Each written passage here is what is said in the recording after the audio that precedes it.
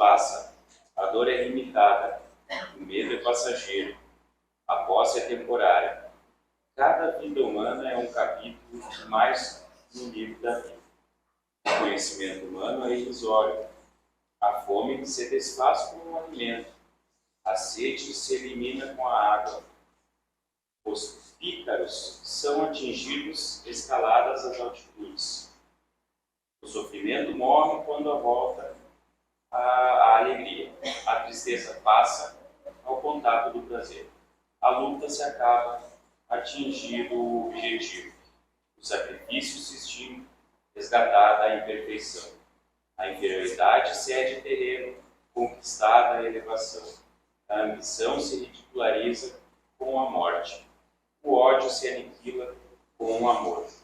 Somente a cooperação e o trabalho nos concederão a sabedoria suprema e a felicidade de que necessita o espírito para sua evolução na jornada do infinito.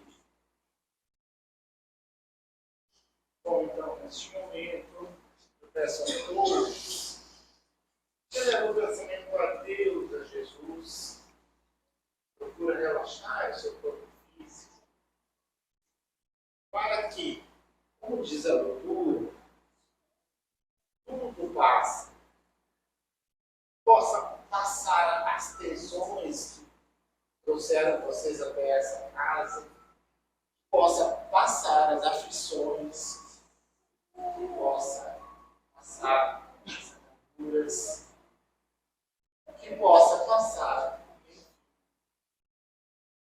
tudo aquilo que traz um pouco de angústia em seus corações,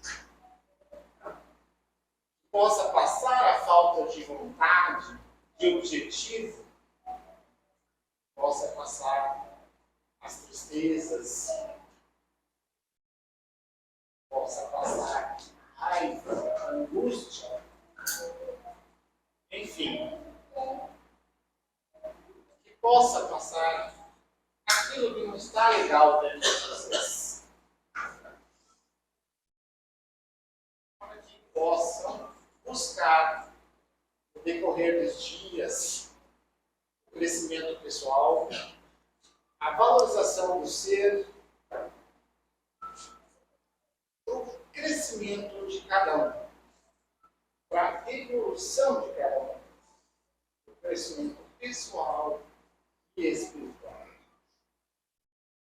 Deus abençoe a todos, tenha uma excelente palestra. O já chega na pessoal de Boa Nova para nós fazer a palestra de hoje.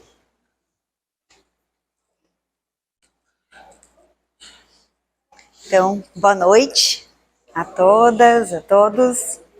É sempre uma alegria muito grande estar aqui nessa casa de luz, nesse ponto de refazimento, de tantos espíritos que vêm até aqui para aliviar seus sofrimentos, mas também para agradecer tantas bênçãos que somos diuturnamente abençoados, dos quais desde o momento que a gente acorda, com a possibilidade de nos movimentarmos, trabalharmos, realizarmos os nossos afazeres de casa, convivermos com as nossas famílias, com os nossos amigos e também com aqueles que às vezes a gente tem mais dificuldade de viver, mas que tudo isso faz parte de uma programação que também passa, como diz a mensagem inicial.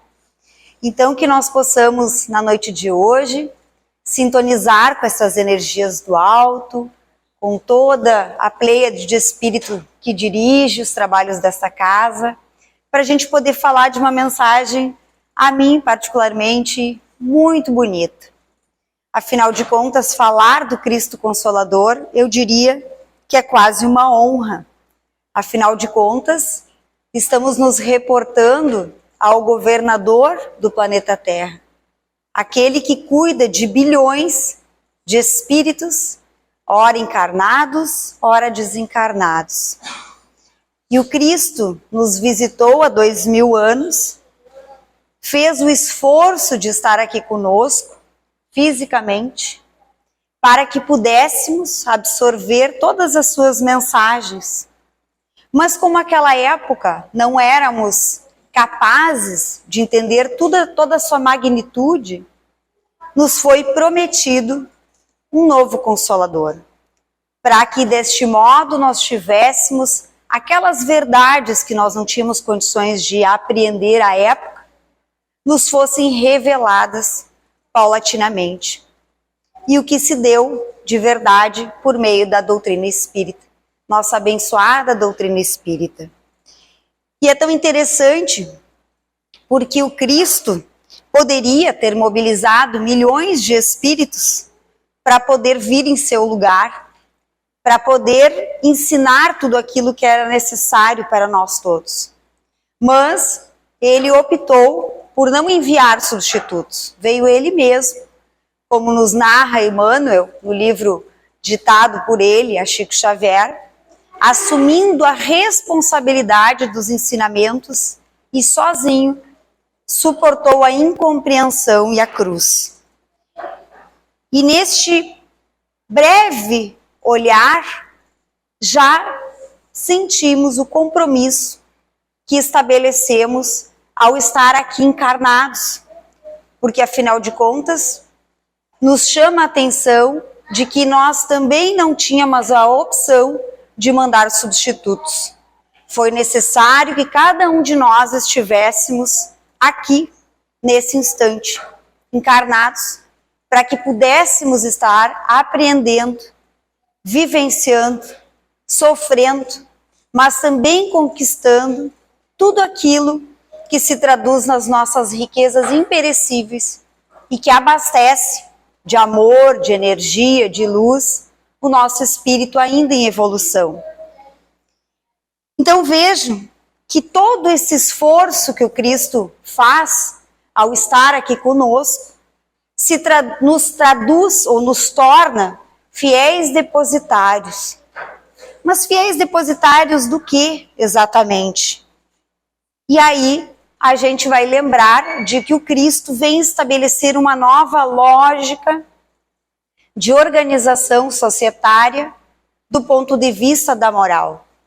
Se até a chegada do Cristo nós tínhamos uma lógica de funcionamento da sociedade onde imperava o olho por olho, dente por dente, Cristo nos vem dizer que precisamos amar a Deus sobre todas as coisas, ao próximo como a nós mesmos, amar os nossos inimigos e orar por aqueles que nos perseguem.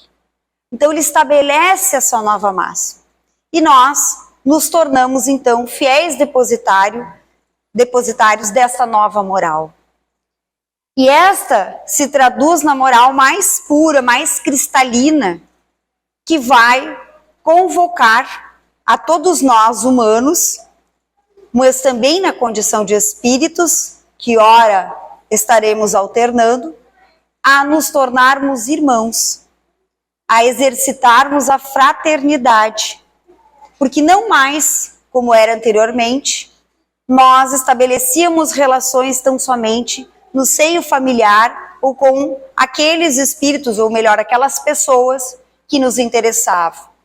Cristo vem nos ensinar que precisamos amar, além dos nossos amigos, precisamos nos amar e até mesmo orar pelos nossos inimigos e aqueles que nos perseguem. Então ele vai estabelecendo toda uma lógica de funcionamento na nossa trajetória, enquanto espíritos, que muda substancialmente o nosso comportamento em relação à própria vida. E vejo que essas mensagens estão, conforme o Livro dos Espíritos, gravadas em nossa consciência. E o quão difícil é torná-las realidade nos dias atuais. Mas conforme consta no Evangelho de João, o Cristo prometeu um Consolador. Prometeu que enviaria todo um rol de conhecimentos melhor traduzidos, que fariam sentido e que nós entenderíamos verdades que ainda não éramos capazes de compreendermos. tais como as revelações, dizendo das múltiplas existências, dos inúmeros mundos habitados, da intercomunicação com o mundo espiritual ou dos espíritos, tantas verdades que a nossa doutrina espírita nos revela. E lá no Evangelho segundo o Espiritismo, no capítulo 6, está justamente o menor capítulo do Evangelho, mas talvez o mais importante, o mais denso e o mais interessante para a gente olhar a dimensão consoladora que a doutrina estabelece nas nossas vidas. E lá no início deste capítulo consta a passagem de Mateus, no qual o Cristo traduz que: vinde a mim todos os que estáis cansados, sob o peso do vosso fardo, e vos darei descanso.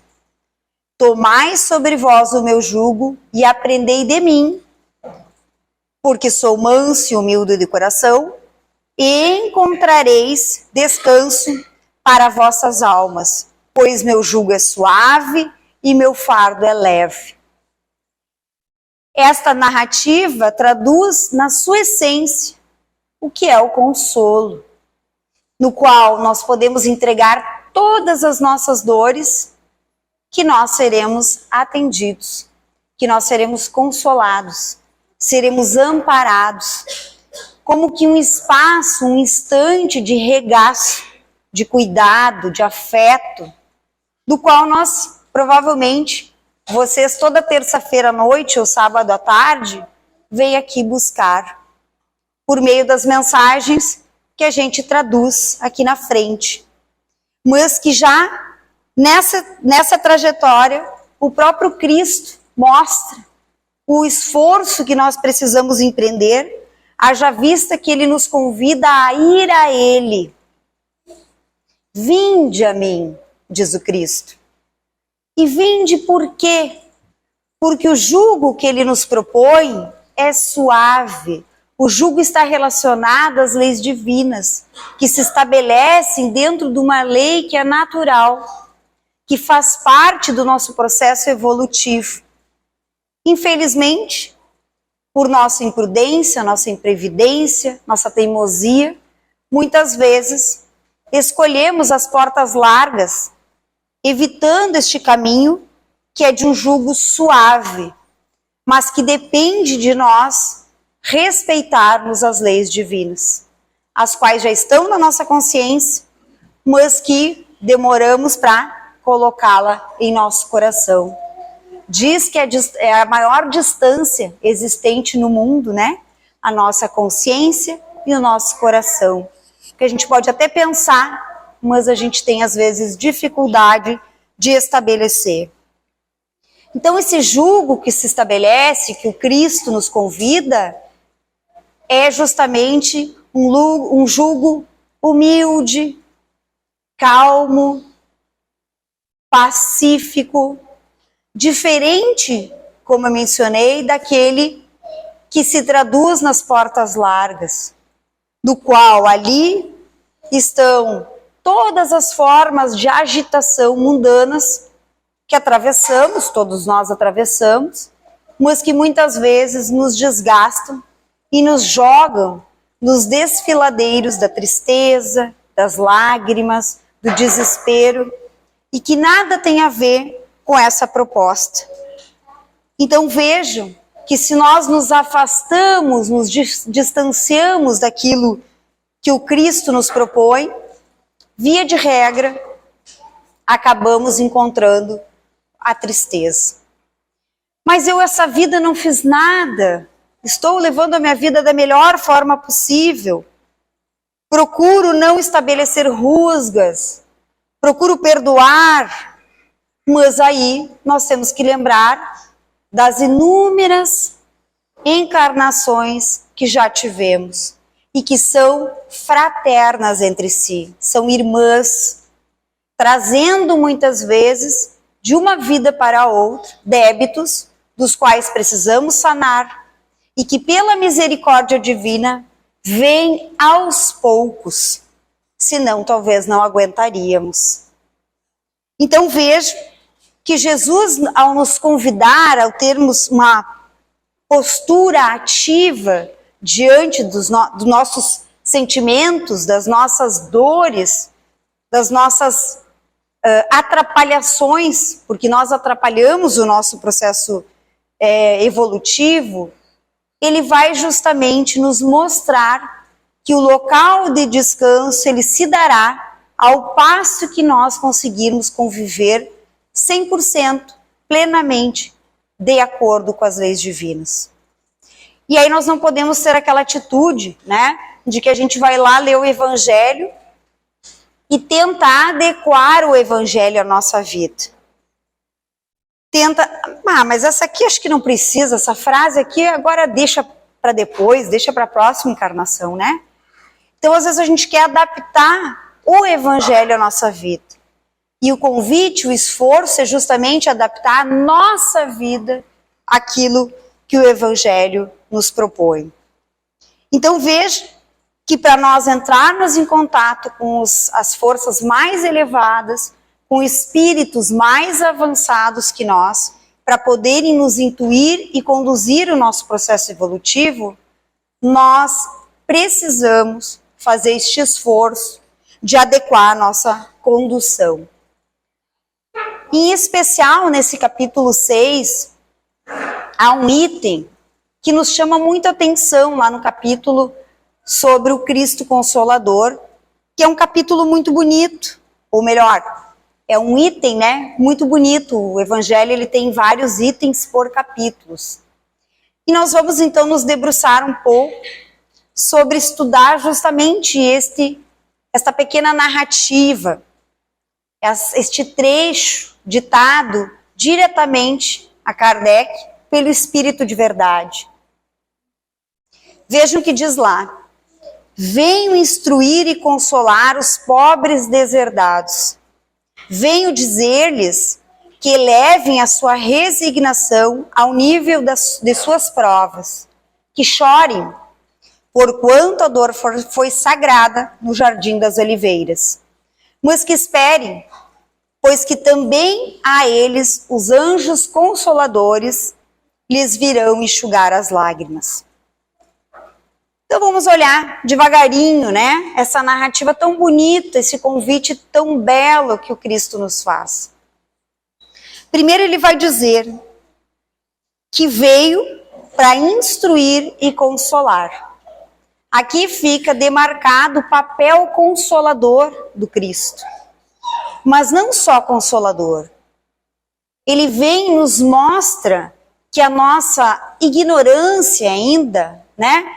O não saber vai ser abastecido e transformado à medida que nós seguirmos as suas instruções.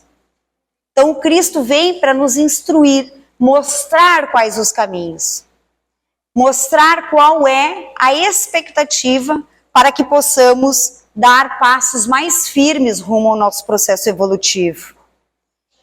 Mas será que nós somos os pobres deserdados? E aí a gente pode pensar, talvez, que hoje não somos mais tão pobres. Já não nos locupletamos, não nos alegramos, não nos felicitamos diante dos horrores que pessoas desferem contra as outras. Como até 2000 anos atrás era feito, ou até um pouco menos de 2000 anos.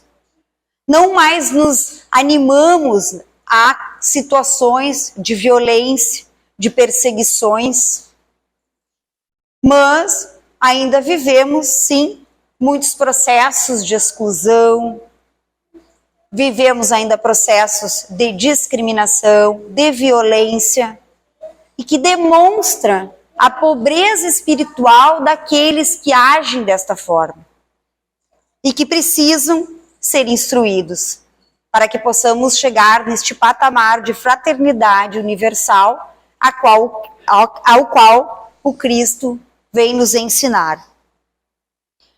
Então vejam que por mais felizes que estejamos nas nossas vidas, com uma família acolhedora, com um trabalho que gostamos, com amigos que nos fazem sentir prazer em comungar, em nos alimentarmos de forma conjunta em alguns momentos. Todos passamos por dificuldades, todos passamos por dores, todos nos encontramos em muitos momentos em situações de desânimo. Porque sim, precisamos muitas vezes nos despedir dos nossos entes queridos. Precisamos assistir e acompanhar o sofrimento físico dos nossos familiares. Precisamos receber filhos que a gente sabe que vão precisar muito mais de nós do que nós deles por um longo período. Temos dores porque muitas vezes nos vemos em processos de adoecimentos, de perdas, de reveses. E justamente nesse momento é de que nós não podemos nos desesperar e olhar, sim, para a capacidade ou para a dimensão consoladora que o Cristo vai nos ofertar diante da sua presença contínua.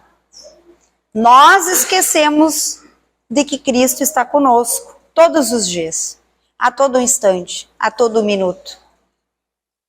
Mas o Cristo, por meio da sua pleiade de espíritos que acompanha a encarnação de cada um de nós, jamais somos esquecidos.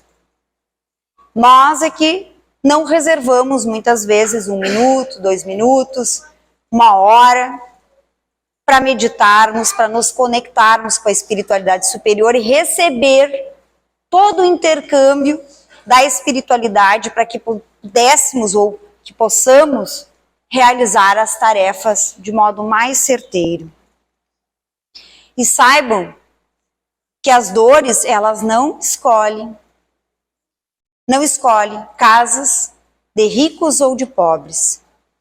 As dores visitam a todos, em menor ou maior grau, conforme a necessidade, não merecimento, porque de alguma maneira nós não somos juízes para saber se aquele ou este merece determinado sofrimento.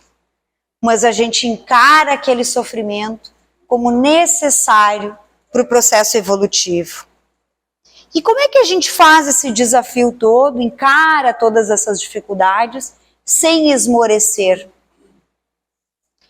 Diz Leon Denis, na obra Depois da Morte, que todos os males concorrem para o nosso aperfeiçoamento.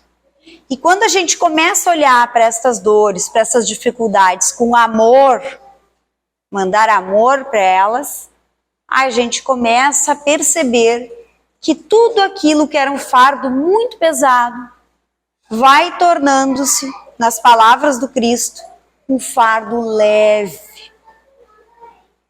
Não quer dizer que não seja dolorido, mas ele é mais leve, porque você compartilha o sofrimento com o Cristo, que é justamente o governador espiritual do nosso planeta.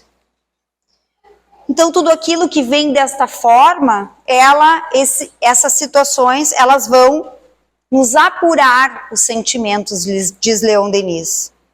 Doma as almas fogosas ou altivas. Doma as almas fogosas ou altivas, né? Fogosas, impetuosas, orgulhosas. Altivez também está relacionada à ideia de orgulho, né? Ou egoística. Então vejam que todo esse movimento do sofrimento vai dobrando, vai aquebrantando esta rigidez que a gente estabelece muitas vezes na nossa trajetória. Então, muitas vezes nós não fazemos esse movimento de ir ao Cristo, mas é justamente esse o esforço que nós vamos precisar fazer. E por que não vamos? Porque os nossos interesses imediatistas parecem às vezes se sobrepor a este esforço necessário que nós precisamos estabelecer. Ai, mas hoje eu preciso limpar a minha casa. Ai, hoje também não vai dar porque eu preciso atender não sei quem. Não, hoje também não vai dar porque eu preciso trabalhar até mais tarde. Ah, mas eu me comprometi de trabalhar na casa espírita depois que eu me aposentar. E aí vira sempre depois. Aí chegaram os netos. Ah, mas agora eu tenho meus netos. Agora não posso. E agora não posso. E vai passando a vida e a gente vai desperdiçando as oportunidades mais interessantes. E aqui eu não estou dizendo que os compromissos familiares estabelecidos não são extremamente relevantes. Mas a gente pode tentar equacionar, equilibrar as nossas atividades. Senão, vamos sendo atravessados pelo desânimo. E como cansa, né? Essas vicissitudes, esse vínculo exacerbado com a própria condição da riqueza tão somente material. Vejam, pensem que a riqueza é a ausência de necessidade. Mas no nosso campo material, vocês já perceberam que as nossas necessidades são insaciáveis? Hoje eu compro um carro, amanhã eu já penso que existe um melhor. Hoje eu compro uma casa com 2 quartos, vem o neto, eu quero uma com 3 quartos. Hoje eu adquiro determinada coisa, amanhã eu quero outra coisa. E eu começo a gerar uma infinidade de necessidades. E essas necessidades, elas vão requerer cada vez de mais de mim. Trabalho para obter recurso monetário, para juntar mais questões materiais. E isso se torna uma roda viva, na qual nós ficamos imersos e não conseguimos muitas vezes sair. Eu trabalho na universidade e lá somos extremamente exigidos, a professora Luciana aí que não me deixa mentir, somos extremamente exigidos para produzir, para ministrar aulas, para estudar, para apresentar trabalhos, atender, orientar. E tudo isso, de alguma maneira, precisa ter uma dose para que nós não sejamos engolidos por estes processos.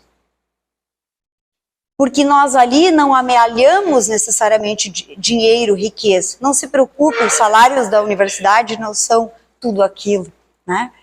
Mas nós vamos amealhando o quê? Visibilidade, vamos alimentando a nossa vaidade, vamos alimentando o nosso orgulho. Todos gatilhos para eu entrar dentro desta porta larga, que absorve por completo as minhas energias e me impossibilitam de eu fazer esse movimento de transformação. Então, se nós formos pensar, tudo aquilo que nós escolhemos para nossas vidas, nós precisamos cuidar para que nós não fiquemos nos ditames do automatismo. Liga o piloto automático e só vai. E quando a gente liga o piloto automático e só vai, nós corremos 2 riscos. Um é ver a vida passar e outro, se em alta velocidade batermos em algum obstáculo. Então precisamos cuidar para que nós não liguemos esse piloto automático na nossa vida. Para que a gente consiga em algum momento parar de limpar a nossa casa, sentar no chão e brincar com as nossas crianças. Que nós paramos por um instante de achar que os nossos bichinhos de estimação estão estragando a nossa casa.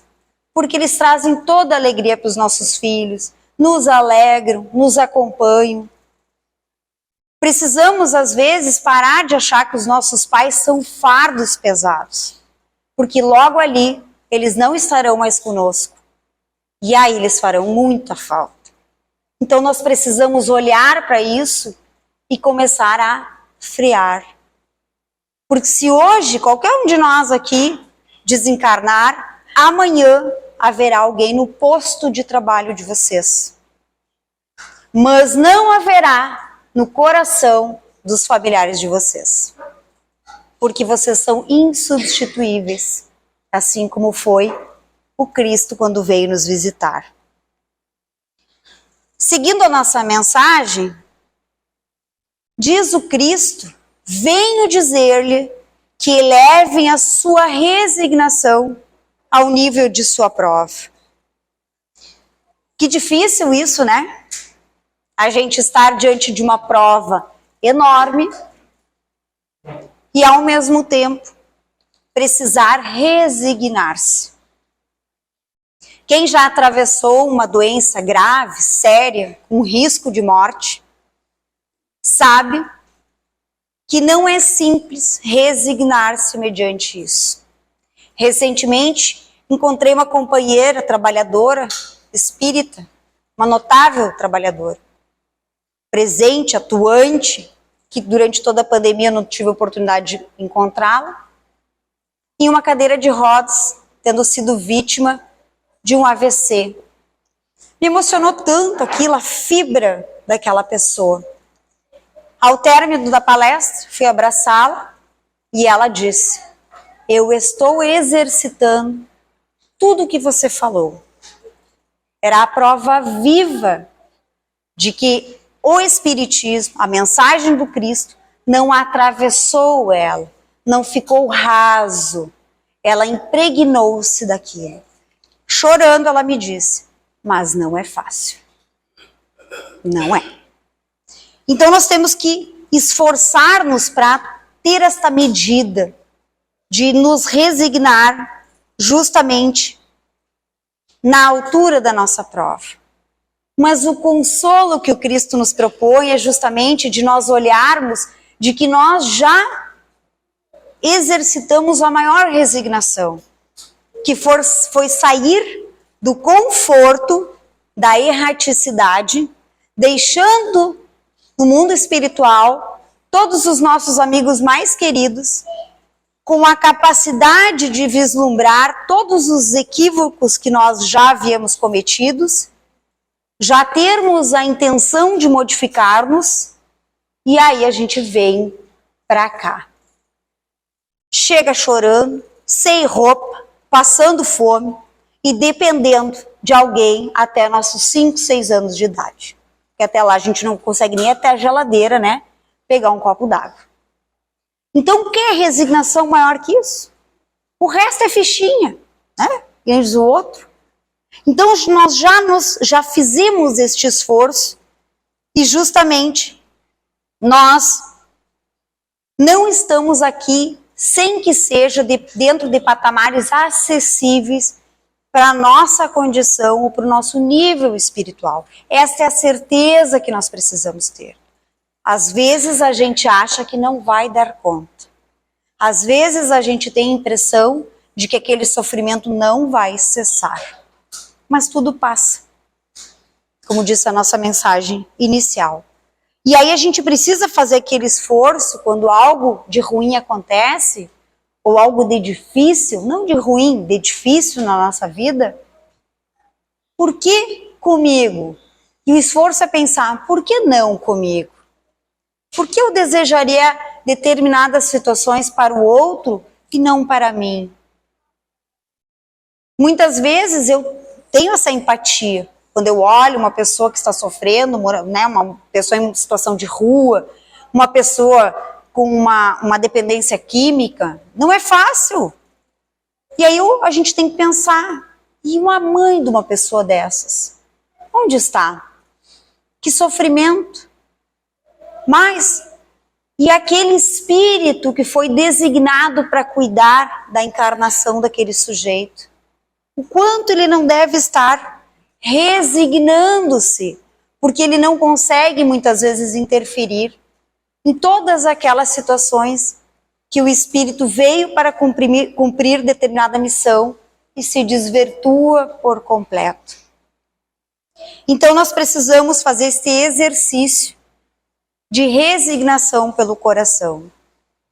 E aí a gente vai ter justamente nesse capítulo 6, no item 4, né, de que o Espiritismo vai mostrar o objetivo do sofrimento como crises salutares que levam à cura e como meio de depuração que garante a felicidade nas existências futuras. O homem compreende que mereceu sofrer e acha justo o sofrimento. Então a gente começa a entender, né, esta sucessão de encarnações e que muitas vezes nos levará a todo esse sofrimento. Então vejo que chegando já, né, no final da nossa mensagem, Jesus ainda nos diz, né, que chore porquanto a dor for sagrada no Jardim das Oliveiras, mas que espere, pois que anjos consoladores lhes virão enxugar as lágrimas. Então é tão importante nós sabermos que existem inúmeros tipos de lágrimas que nós podemos derramar. Aquelas mais doces, mais sinceras, de tristeza, pela falta, pela ausência, por algo que nos ocorre no dia a dia. Mas que essas lágrimas nunca sejam objeto de desespero, que se tornem lágrimas de raiva, de ódio, de vingança, que essas nos corroem por inteiro. Se em algum momento alguém acha que uma lágrima é sinal de fraqueza, nós sempre temos que lembrar que Maria soluçou no Calvário, Pedro lastimou-se depois da negação, Paulo mergulhou em prantos às portas do Damasco, os primeiros cristãos choraram nos circos, mas nenhum deles derramou qualquer lágrima sem esperança, porque havia a certeza de que anjos consoladores lhes viriam enxugar as suas lágrimas, que é justamente o processo que o Cristo vem nos ensinar. E afinal de contas, este é o consolo que todos nós buscamos. Este é o entendimento de que a nossa herança kármica, ela nos proporciona que cada vez, a cada instante, nós nos melhoramos. Podemos deliberadamente, pelo livre-arbítrio, não fazer nada nessa encarnação, estacionar. Mas aqueles que já são sabedouros destas verdades todas que aqui apresentamos nesta noite, e tantas outras que vocês já escutaram nesta casa, aumenta o nosso compromisso, aumenta a nossa condição de poder, de fato, ter a certeza de que ninguém espalhou tanta alegria e tanto ânimo no nosso planeta como o Cristo, pela sua capacidade consoladora. E deste modo, queridos irmãos, eu até tinha trazido uma prece, mas não combinei com os dirigentes se eu posso fazer o encerramento. Agora vai ficar constrangedor não fazer também, mas gostaria então de compartilhar. E aí vejam a sintonia que nós sempre estamos, né, quando viemos para um trabalho espiritual, que eu preparei para que terminássemos essa noite com os pensamentos elevados a Deus e a Jesus. Convido a todos que, se quiserem, cerrem seus olhos. Então, essa prece que ela vai fazer, a prece final, vamos considerar que vai ser a prece do passe coletivo. Convido a todos os taxistas a se posicionar. E aí ela vai fazer a prece e nós consideramos que será o nosso passo coletivo. Perfeito.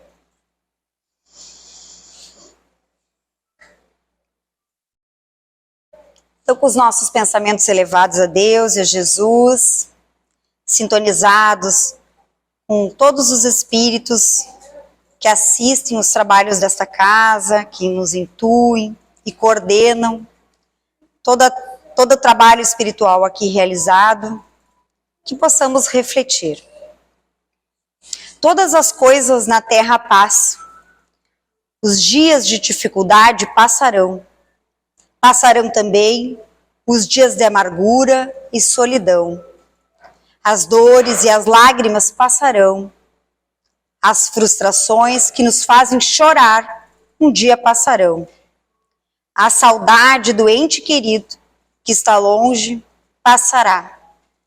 Os dias de tristeza, dias de felicidade, são lições necessárias que na terra passam, deixando no espírito imortal as experiências acumuladas.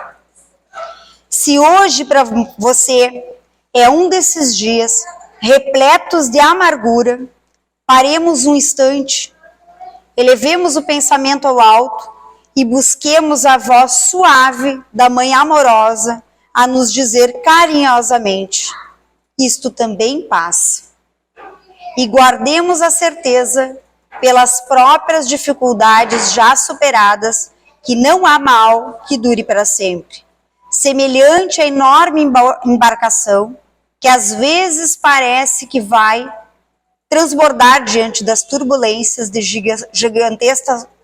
gigantescas ondas. Mas isso também passará, porque Jesus está no leme dessa nau e segue com um olhar sereno de quem guarda a certeza de que a agitação faz parte do roteiro evolutivo da humanidade e que um dia também passará. Ele sabe que a Terra chegará a um porto seguro, porque essa é a sua destinação. Assim, façamos a nossa parte o melhor que pudermos, sem esmorecimento, e confiemos em Deus, aproveitando cada segundo, cada minuto, que por certo também passará. Tudo passa, exceto Deus. Deus é o suficiente. Que assim seja.